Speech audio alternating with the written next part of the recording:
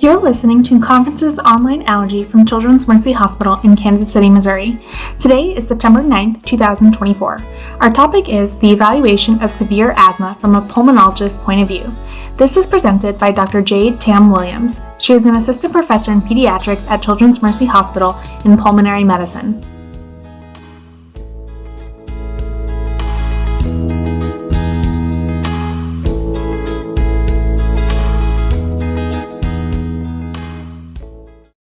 Welcome everybody to our second presentation today on Conferences Online and Allergy. We're fortunate to have Dr. Tam Williams to join us today, and she will be speaking on severe asthma. Dr. Tam Williams is Associate Professor of Pediatrics at the University of Missouri, Kansas City, and she's also the Medical Director of the Asthma Clinic as well as the AIR Clinic. That's the Advanced Asthma Interdisciplinary Respiratory Clinic. So, Jade, thank you for being here. Thank you so much. Thanks so much for having me. So our talk today is going to be on evaluation of severe asthma, and I make it a caveat to say that this is really from a pulmonologist point of view. So a few disclosures. One, I'm a pediatric pulmonologist. I think that's important to note compared to an adult, where you're critically care trained. I'm typically skeptical of one-size-fits-all approaches, and I have some funding for research. Objectives today. So the big things really today, we're going to talk a little bit about definitions. I like to kind of review those. And we'll go through some cases thinking about the evaluation of severe asthma, thinking through comorbidities and differential diagnoses. Here are some abbreviations that I'll be using throughout. All right, so I almost always start with this slide when it comes to an asthma talk, and the reason why is I like to say, like, if you define something that helps you know what you're dealing with, and especially when you're doing something kind of day in and day out, after a while you kind of look up and you're sort of thinking to yourself, what am I dealing with right now, right? So what is asthma? So asthma is chronic. It's defined by airway hyperresponsiveness. It has a lower airway obstruction that has to be at least partially reversible. And it's defined by inflammation. And the difficulty with asthma is that it's a heterogeneous process, right? So it's been described and written since the ancient Egyptians. It has many different presentations. And I like to use this little image of the blind man with the elephant story, where depending on which part of the elephant the blind man was touching, the elephant was described differently. And that's kind of how it is. And, you know, in the asthma care continuum here at Children's Mercy, we may all see different types of asthmatics, and it's important for us to recognize this. But in particular for pediatric severe asthma, we recognize that this is not as common, right? Most asthma is, you know, mild, moderate, persistent. Severe asthma is actually less so. So the CDC estimates about 10% of prevalence of asthma in children, and some of the International Study of Asthma and Allergy in Childhood, or ISAC, was a global study, and it looked like global prevalence of severe asthma in adolescents was about 6.9%. Some other folks have tried to define severe asthma, so looking at the Severe Asthma Research Program, the cohort, this was a 3-year study, was a multi-site study, and they tried to, you know, define children with asthma, and they found that, you know, they were more likely to have higher eosinophils, more likely to be sensitized to allergens and have higher IgEs, and children with severe asthma were more likely to have more symptoms and more exacerbations. The important thing to realize is when you look at severe asthma patients, what we know is that they are the minority of patients that account for the majority of morbidity, mortality, and healthcare costs. Sometimes they use estimates up to 60% of the total healthcare costs for asthma. Oftentimes they're at our highest steps of readily available treatments. The European Society has attempted to define it. This is a combination definition between the 2014 American Thoracic Society as well as the European Respiratory Society guidelines. And I like using this one because I think it's pretty specific. And the first thing is, the important thing of recognizing that this definition starts at the age of 6. And it says that this is asthma that requires treatment with medications at GINA steps 4, 5, so a high dose ICS with another combination in the previous year, or requiring oral corticosteroids more than half the year to prevent it from being uncontrolled. And then they define uncontrolled. So poor control using asthma control tests less than 20, or maybe frequent exacerbations, 2 or more bursts of steroids, or more serious exacerbations, which is at least 1 hospitalization ICU stay, or mechanical ventilation. And then the fourth part of uncontrol is using airflow limitation, where FEV1 is less than 80% predicted. And the other thought process was, okay, uncontrolled could also mean that it is controlled, but as soon as you try to take down anything, it gets worse.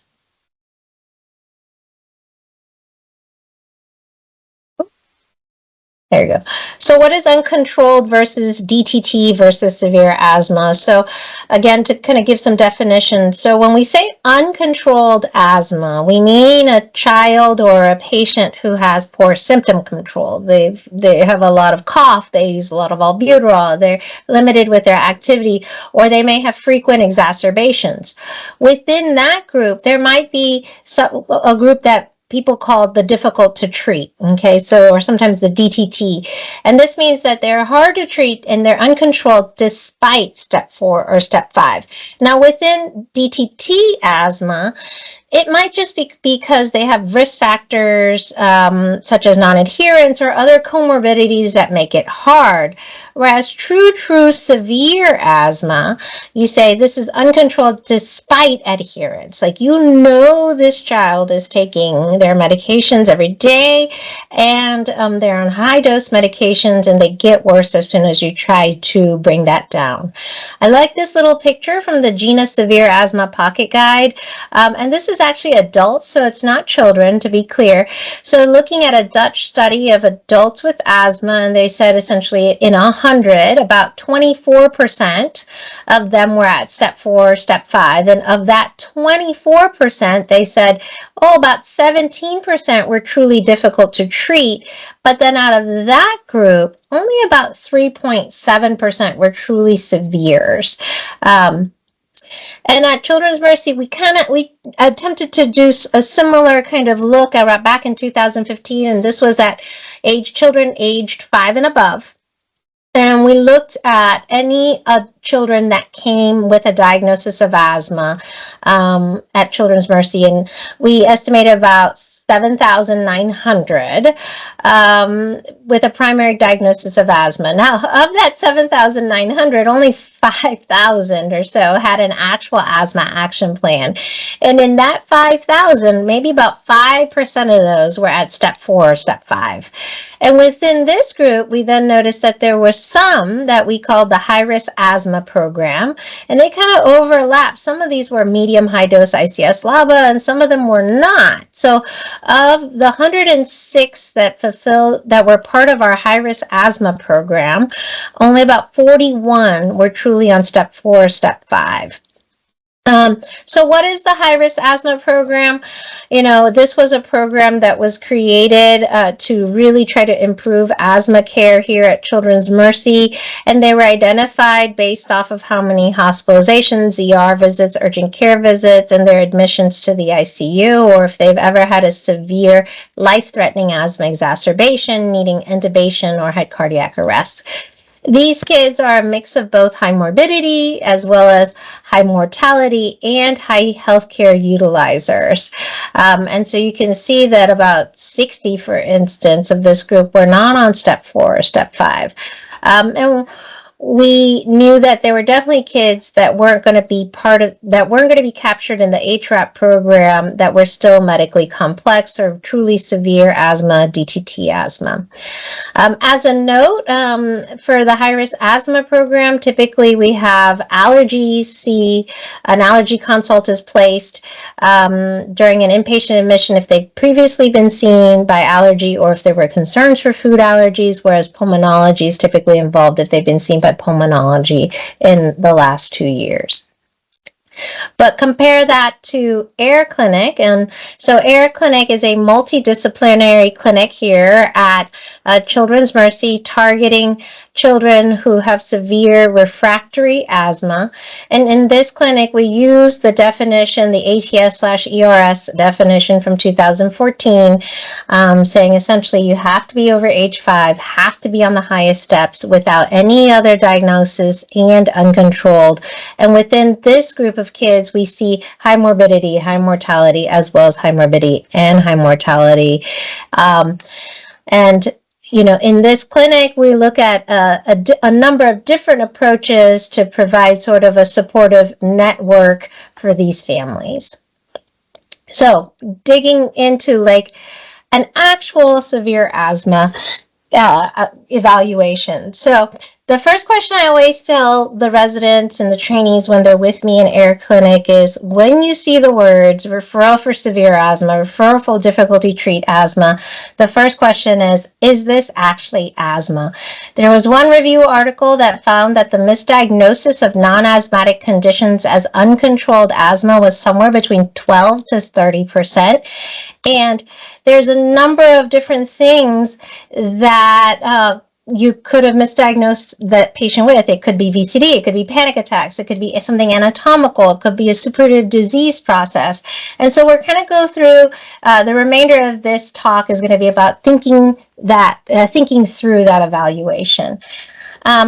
So here are my, basic 6 steps to the evaluation of severe asthma. And the first thing is to confirm the diagnosis. The second is to identify any comorbidities and modifiable risk factors, optimize management, assess your phenotype, consider add-on therapies, and then continually reassess. So first thing you do is you're going to get your history and physical exam, right? So the basics are getting a sense of, what their gestational age is, what their neonatal experience was, what the age of onset of symptoms is, how often they have symptoms, and any evidence of atopy is something that I typically ask about. And then whatever workup or diagnostic workup has been done before, or medications that have been treated with before. For me, here's the list of red flags. Anything that started right at birth, and sometimes parents exaggerate and they're like, oh yeah, he's had asthma since he was a baby. Okay, well, nobody really does that. So what do you really mean?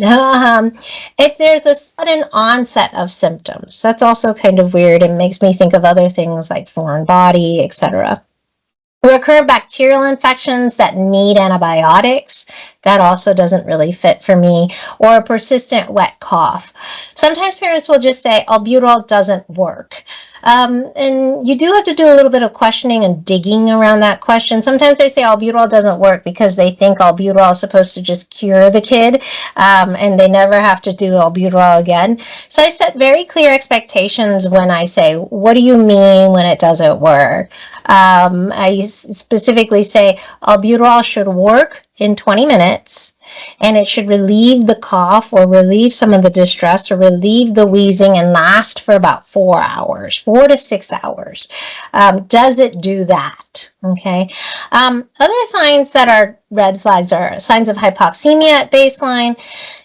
Even when well, there's illness. That's another one. Asthma comes and goes. It's intermittent, right? So it's chronic, but it comes and it goes. It's relapsing. So if they say, even when healthy, they always do this, I always have to take a minute and say, okay, what do you mean by that? Tell me more. If there's any signs of abnormal GI stuff, or growth, feeding issues, choking, any kind of abnormal abdominal anatomy, that's also something that makes me pause. Any persistently abnormal imaging or spirometry. Most children will have spirometry that returns to normal. Kids who become more obstructed or fixed obstruction, that typically doesn't happen until they're much older, like maybe towards their teen years. So most children return back to normal after albuterol. And then finally, the caveat is like anything that says, hey, this is more than what I would have expected for this age, right? So why am I doing, Dulera 200 in a 2-year-old? What's going on here? Those are all things that should make you pause and say, okay, what's happening? What could be different? What could I be missing? And your differential diagnosis is pretty broad for, truly severe refractory asthma, right? So, but you need to think about all these things. Are you going to have all these things? Probably not, but these are all the things that I think about when I think about, okay, is there something else I could be missing here? So a big one is functional breathing disorders. Now, functional breathing disorders can also be comorbidities for asthma. So these are what we call our inducible laryngeal obstructions, aka used to be known as VCD, habit cough, aka tick cough, somatic cough, psychogenic cough, any of those hyperventilation syndromes. From an anatomic standpoint, airway malacia, as tracheal malacia, bronchomalacia can also be, can kind of get confusing because there's a component of wheezing that can happen. Foreign body aspiration or any kind of aspiration like illness symptoms. So, parents who tell you, hey, the wheezing happens after he eats. Okay, well, that's not typical for asthma, right? Suppurative lung diseases such as cystic fibrosis, primary ciliary dyskinesia, protracted bacterial bronchitis, bronchiectasis. And then the rare categories of interstitial lung disease and immune dysfunction rheumatology, those are even less common than severe asthma and things that I usually think about from a pulmonologist. My diagnostic workup, and so this is kind of a brief slide, some labs, pulmonary function testing, which could include spirometry, could include challenges, imaging such as chest x-ray, chest CT scan.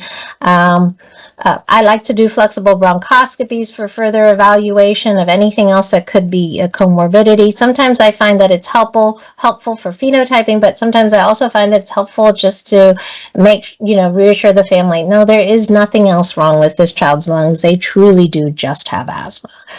And then genetics for some of the other disease processes that are much rarer.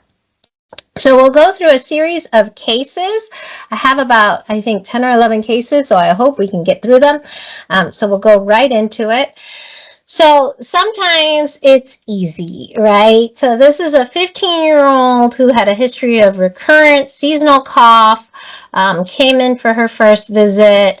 Mom said she'd never been diagnosed with asthma. She just has cough for allergies.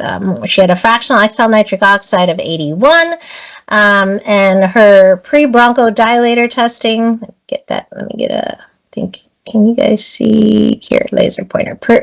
Her pre-bronchodilator testing is right here, and we're looking at her percent predicted, and this is actually the ratio right here of 56%, so moderate obstructive lung disease, because her FEV1 is 48%, and then after albuterol, she had a 49% improvement. So this one's pretty easy. You've got clear bronchodilator responsiveness, obstructive lung disease with improvement, fractional exhaled nitric oxide is elevated, concerning for some kind of eosinophilic inflammation. She subsequently was started on Symbicort and then ultimately moved to Nucala with good control. But then sometimes it's not, right? So this is a 6-year-old girl with a history of uncontrolled asthma. Family reported chronic wheezing, chronic coughing, kind of recurrent bronchitis, insisted that the child was being very good on Symbicort 80, was never fighting it. This was her first ever spirometry attempt in clinic, okay? So as a 6-year-old, anybody who's ever done spirometry know that spirometry is very technique, it can become technique limited, right? So I don't expect a kid to be really good at it till, even 7 or 8. And at first you would think maybe this is just technique. Look at this shape. This inspiratory loop's kind of weird. There's kind of a flattened expiratory loop. If you look at her time volume loop, she doesn't really blow past a second. It's like 1.06 seconds for her forced expiratory time. But if you look, let me undo this. But if you look at her other loops, it's important to realize how consistent this actually is. So there is repeatability when you look at the remainder of her expiratory limbs, and there's a definite flattening that was concerning for fixed intrathoracic obstruction. Subsequently, this child ended up having a CT scan that showed an aberrant left subclavian artery with a mass effect on both the esophagus. She had a narrowing of her trachea with a diverticulum of Commerell, and ultimately she was referred to surgery. So what are the benefits of challenges? So this is case number 3. So this was an 11-year-old girl who had a history of asthma who presented for a second opinion, and was incidentally from one of the local allergists that I work with often. Mother insisted nothing helps. She wasn't even sure if the albuterol helps, and she didn't feel like the child has allergies. She said it's just colds. I just do not think that she has asthma, and because of this, family was really inconsistent with her medications. They would wait for a long time before starting treatments. They would do her green zone treatments very inconsistently, and to be fair, her initial PFT did not show a significant bronchodilator response, and her fractional XL nitric oxide was 5. And so after our first discussion together, it became very clear to me that what this family was really asking for was whether or not she actually had asthma. And so in this case, I suggested further workup with a challenge, and I specifically recommended a methacholine challenge. And so, as you may recall, methacholine is a non-selective muscarinic receptor agonist, and it leads to bronchoconstriction. It activates airway smooth muscle receptors, and it also stimulates mucus secretion. It has, from a positive predictive value component, it's kind of limited because there's a high incidence of false positives. For instance, if you have COPD, allergic rhinitis, bronchitis, CF. So it's kind of, in my mind, it's better as an exclusionary test, whereas a positive test suggests asthma. There are quite a few contraindications, and I've highlighted the 2 in particular for our pulmonary function lab in case you're ever asking for one and wondering why it got turned down. The first is that we want FEV1 over 60%, okay? And the reason why is because if your baseline FEV1 is less than 60%, there's not a lot of places to go. And then also the second is that the child needs to be able to repeatedly do spirometry well. So if they're not very good at it, we typically say wait a little bit, make sure, get them to the point where they actually know what they're doing on their spirometry, and then come back. And the remainder are typically less common contraindications in our population. So this child did end up getting a methacholine challenge, and what you'll see here is that she had a very big decline. If you look at the numbers here, so on challenge on the 4th dose of methacholine, she did drop by 11%, but at that time we were using the 20% change rule, and so the child went to the next dose, and you'll see that this child then dropped down to an FEV1 of 28%. percent predicted. So started out at 67% and went all the way down to 28% predicted and had a negative 58% change. After this test, mom acknowledged that she likely does have asthma. We ended up putting her on some Symbicort 80, and she has now subsequently been really well controlled. I would like to note that at our institution, we have now moved to a PD 20. This is the new recommended guidelines instead of using the 20% decline in FEV1. So this example is from a 13-year-old who had a history of prolonged cough with illness, had previously been prescribed albuterol, smart therapy, montelukast with poor response. Mother was pretty much tired of fighting the child about asthma medications, and therefore actually mother said, let's just do the methacholine challenge to confirm. As you can see, she did have a drop again on that 4 milligram dose, and further calculation of the BD20, we were able to define the level of airway hyperresponsiveness as mild airway hyperresponsiveness. Case 4.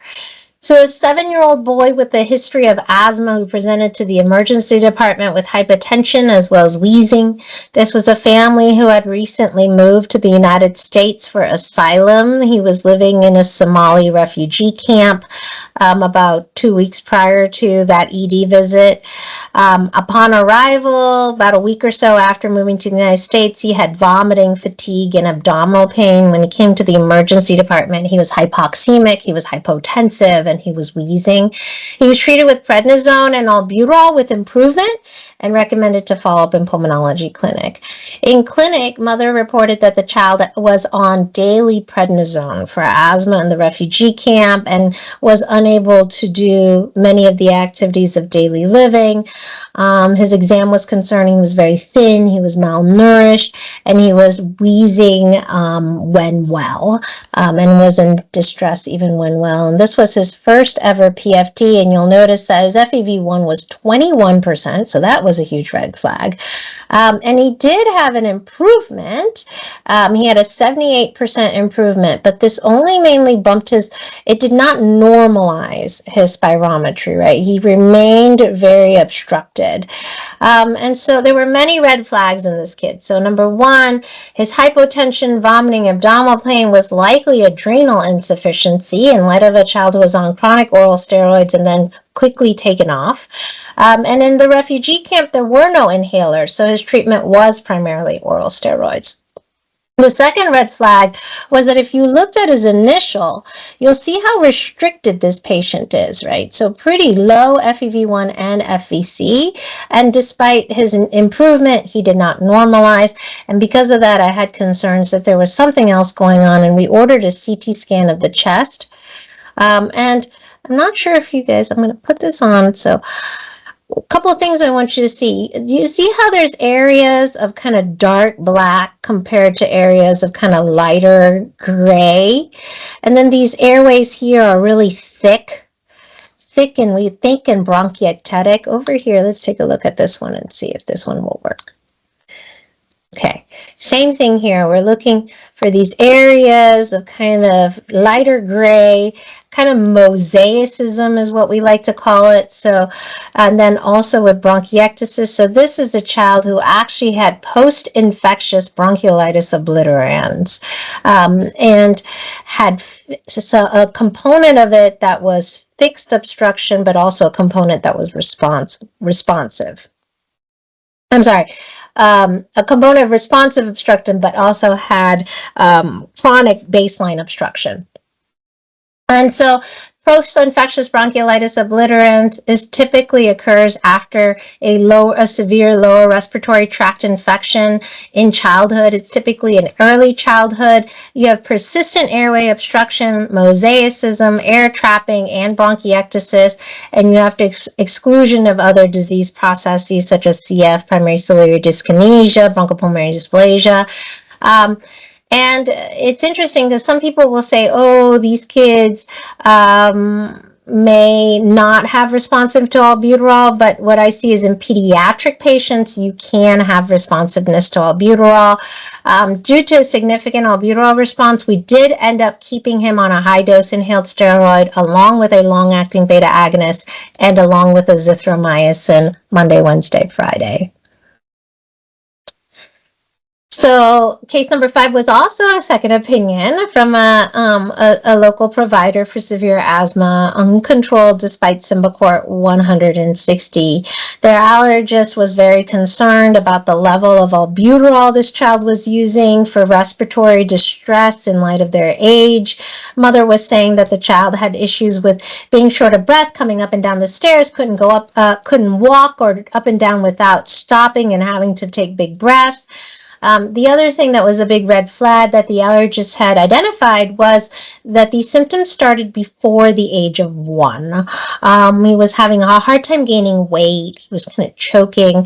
And so he called me up and said, "Can you please see this kid?" And I said, "Of course." And so on physical exam, he actually appeared pretty normal when he was resting. But then, as he was a young boy, he was kind of in the room, jumping, walking, and as I was watching him do this, he was having desaturations. He ended up getting a swallow study, and that swallow study did show dysphagia as well as penetrations. Because of that, I ended up getting a CT scan. And initially, I was getting a CT scan looking for bronchiectasis. But of interest, I got an inspiratory and expiratory CT scan, and he ended up having an interstitial lung disease of childhood. This is one of our ones that are more well described. It's called neuroendocrine hyperplasia of infancy. We sometimes also call it knee-high.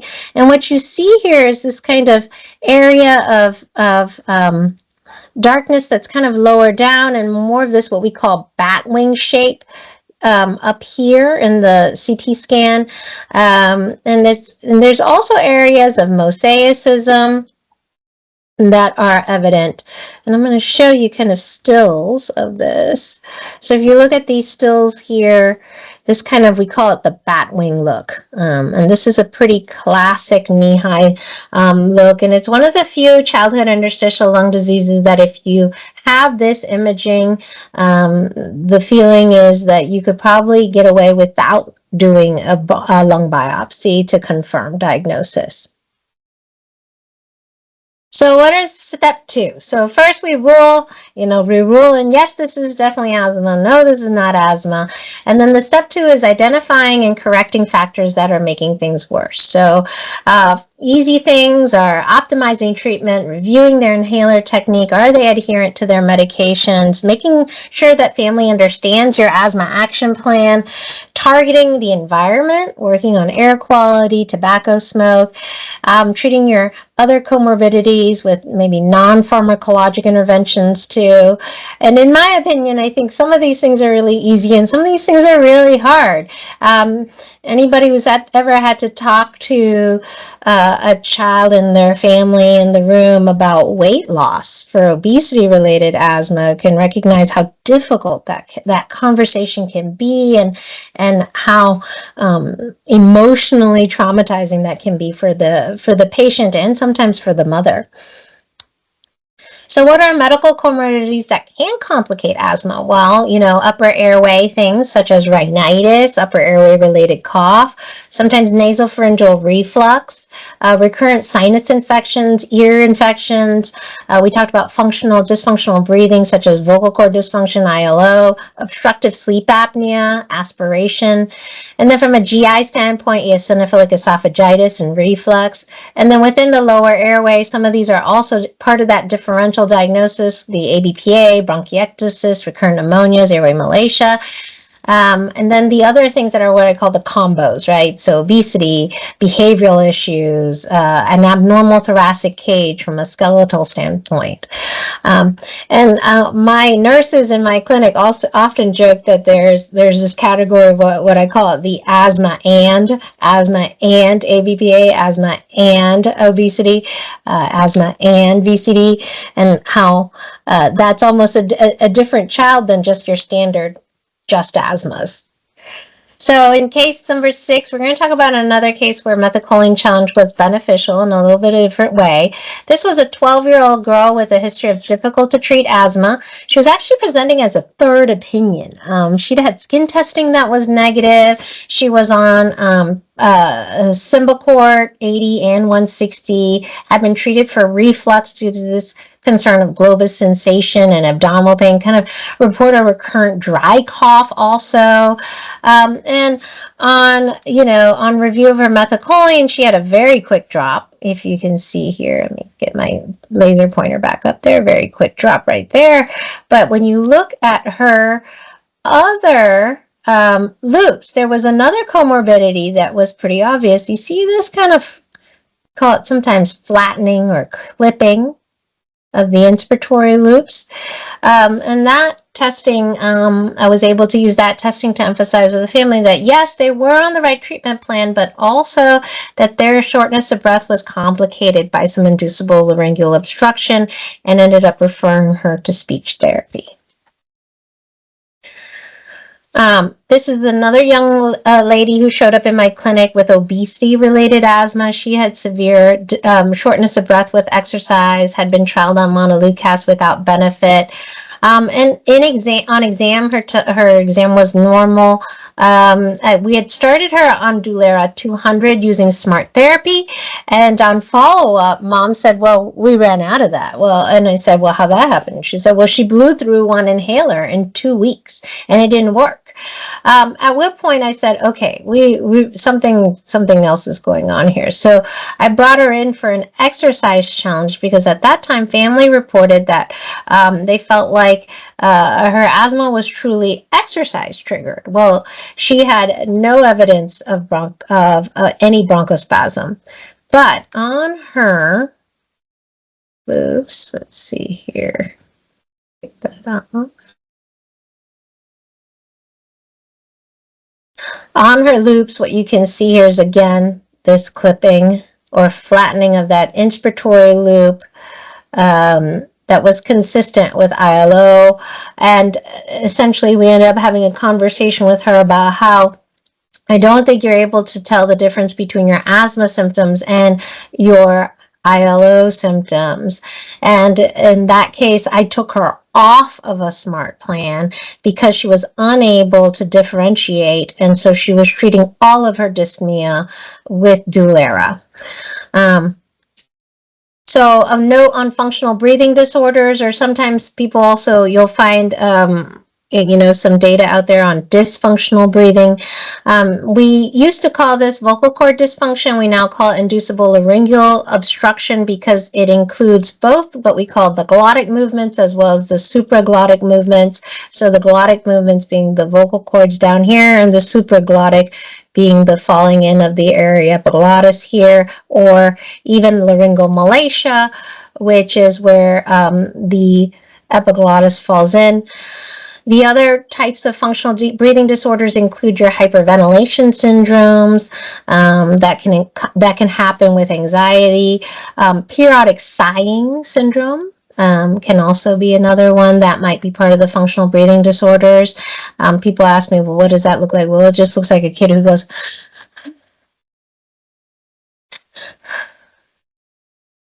Other things that you have to think about are like habit cough, which is typically, classically a cough that goes away when they fall asleep, which is not with asthma. Asthma, you often hear nighttime cough, even middle of the night cough. And for these kind of disorders, most often the treatment is speech therapy, breathing techniques, and sometimes psychological interventions.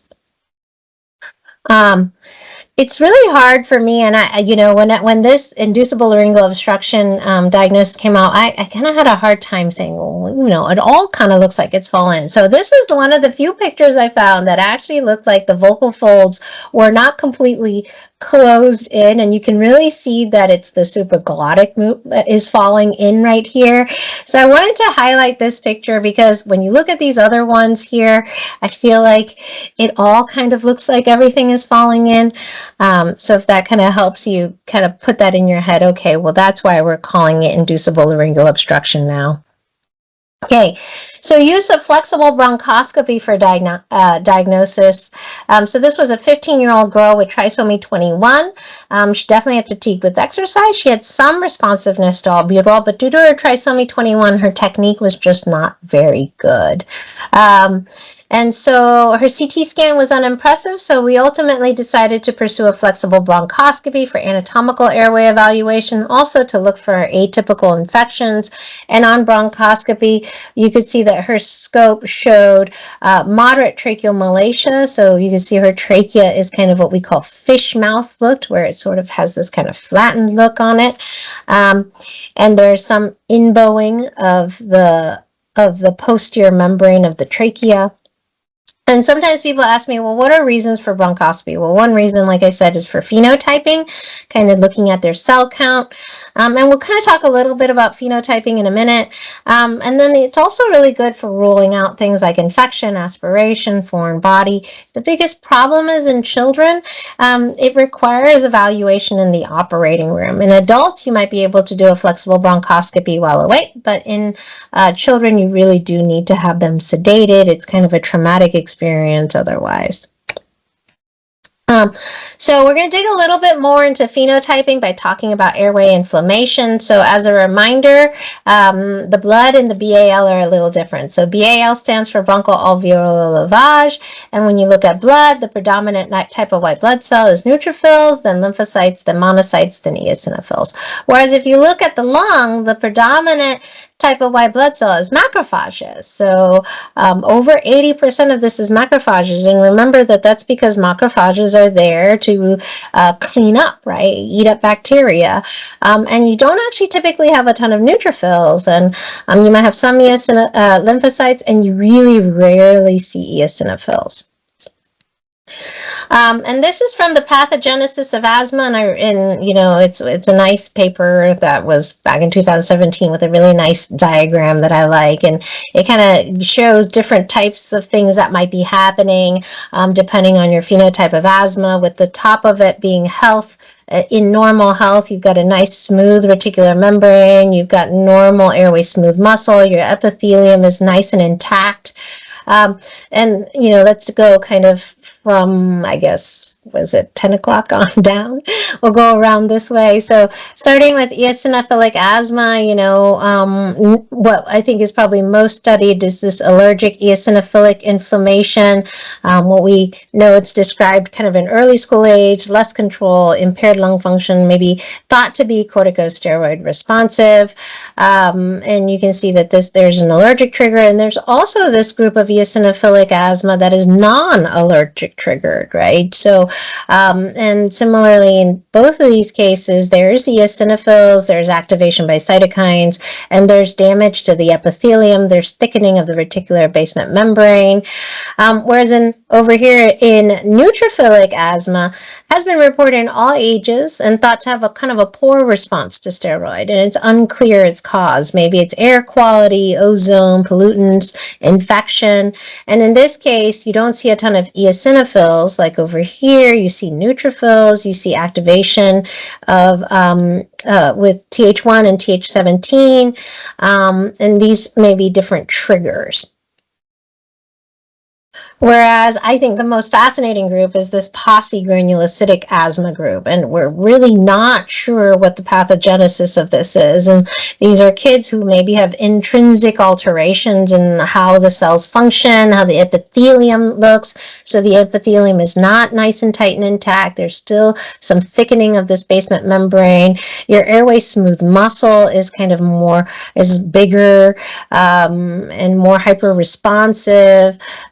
And they seem to grow more, they proliferate to growth factors more, and they maybe even seem to be maybe insensitive to steroids. There's some thought that maybe in these kids their airway epithelium has like dysfunctional repair, and so it's interesting to think about these severe asthmatics in this kind of category, so that you can kind of really target treatment And I know you guys are going to do a biologic talk kind of towards the end of the year, so I won't dig into that, but this is one of the ways that I kind of like to think through asthma so I can kind of decide what kind of biologic to use and what my next steps in treatment are. Okay, so case number 9. So this is a 17-year-old admitted to the ICU in respiratory distress and pneumomediastinum. Treated aggressively, IV methylprednisolone, had very quick improvement, was able to be extubated and weaned to room air. Did have a past medical history of atopy, had some shellfish allergy, and did have cough, coughed about once a year, just coughed for a long time, mom said. Didn't think anything about it, just said, oh yeah, that's his cough. And at that time, the differential diagnosis was, is this underappreciated asthma or true reactive airways dysfunction syndrome? And I want to make it clear that this is not the same as reactive airways disease. Reactive airways disease is not a real thing. Reactive airways dysfunction is exposure to a trigger of some kind with significant hyperreactivity of those airways. Typically, it's some kind of air quality trigger, something that you inhale, like bleach, etc., and then you have an immense bronchospasm-like response. For that child, we ended up treating them with a 2-week steroid taper and started them on some Symbicort. And 2 weeks later, they came back and they got worse as soon as he weaned down from that high dose of prednisone. His local ER got a CT scan and thought maybe he had pneumonia. He was treated with some IV ceftriaxone. Mom called the clinic and said, can we please get in and see her sooner? We can't wait 4 weeks. So on history, he came in and he said, well, I was doing pretty good, but then I came off the steroids and I started coughing up these worms. They looked like a spaghetti and they were kind of red-filled spaghetti. And at that point, I was very concerned that he had plastic bronchitis associated with asthma. So he ended up having very high eosinophils off of steroid, and his casts were full of eosinophils also. And this is his... Let me see if I can get his CT scan. So this was his initial CT scan with a significant pneumomediastinum, as you can see right there. And this was his CT scan 2 weeks later. And you can see what you're looking for is these areas of hyperinflation, but then you're also going to look at this area of plug. Okay. And so for this young man, he ended up being started on mepolizumab because we had to keep him on oral corticosteroids to keep him healthy. We ended up also starting him on some airway clearance, and he was diagnosed with eosinophilic asthma and plastic bronchitis due to that. Case number 10. So this is a 10-year-old boy who had severe eosinophilic asthma. Our first visit, lots of triggers. We've worked up a whole bunch of things, multiple triggers in the home, smoking, etc. His absolute eosinophil count was 700. He was started on mepolizumab, which got his asthma into much better control. But then over middle school, he ends up being diagnosed with ADHD, oppositional defiant disorder. He ends up being kicked out of his mother's house. High school is extremely tough. He's then moved. He has lots of psychosocial issues. And pretty much this is his spirometry trend over the years. And we had gotten him pretty well controlled. A couple of times we just dropped. And then over several years, he sort of fell off. And you can see this increasing decline with minimal improvement after albuterol, or not as big as it used to be. And at one point, we ended up having what I call the come to Jesus talk, and it turned out that he had been vaping THC and nicotine for at least a year, and we now had to start having a conversation about how to quit those things and getting into a more stable situation. And so I take a moment to say psychosocial comorbidities can be big complicating factors for asthma and can be very difficult. We know that some of these are intrinsic, such as anxiety, depression, in my patient's case, ADHD and ODD, but even patients who have autism, recognizing how that can complicate asthma. I always remember how anxiety can affect asthma, because I had a patient that I remember one time was just yawning in clinic, just yawning. And I finally joked and said, "Am I that boring?" And at that point, family reported that she wasn't sleeping very well. And I asked her, "Well, why are you not sleeping very well?" And she said, "Well, I'm worried I'm going to die in my sleep." And so she developed a significant component of insomnia and anxiety that had actually kept her because of her asthma, and she couldn't relax. And so we ended up having to really engage psychology for her in order to get her to a more stable place with her asthma, and also just overall well-being. Other psychosocial comorbidities we know about: environment. We know that asthma is affected by resource limitations such as insurance, finances. We also know that adverse childhood experiences can affect asthma, and those children who have higher ACEs are more likely to have a difficult time controlling their asthma. And then lastly is this concept of culture and parental psychology and philosophy. We've all had conversations with parents who, think that kids can, quote, tough it out, for instance. And how do you work with your families to figure out the best way to manage asthma care?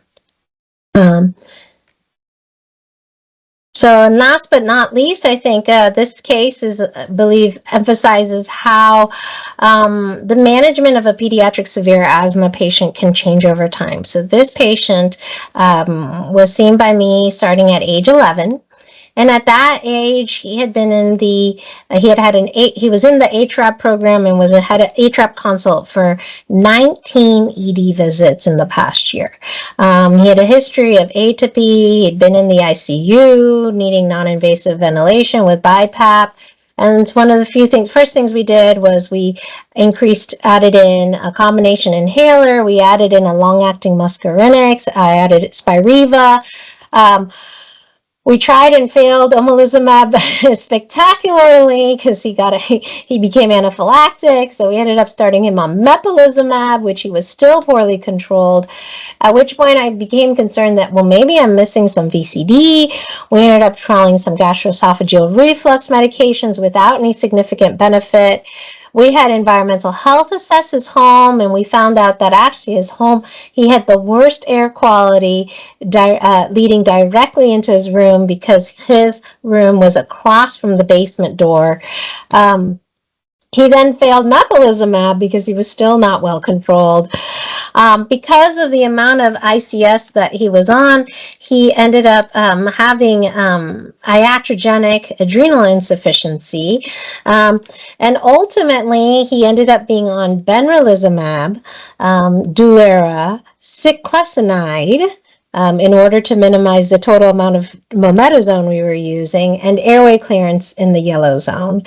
And ultimately, finally graduated from high school, and I still remember his talk was, I said, "What are you going to talk about?" And he said, "My trials and tribulations with asthma." And so overall, a good case to kind of highlight, like I said, how asthma care can change over the years.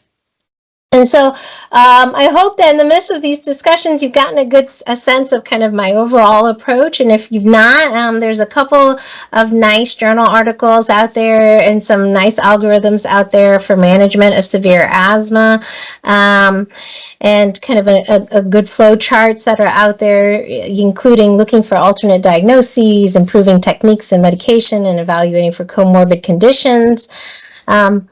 So at this time, any questions?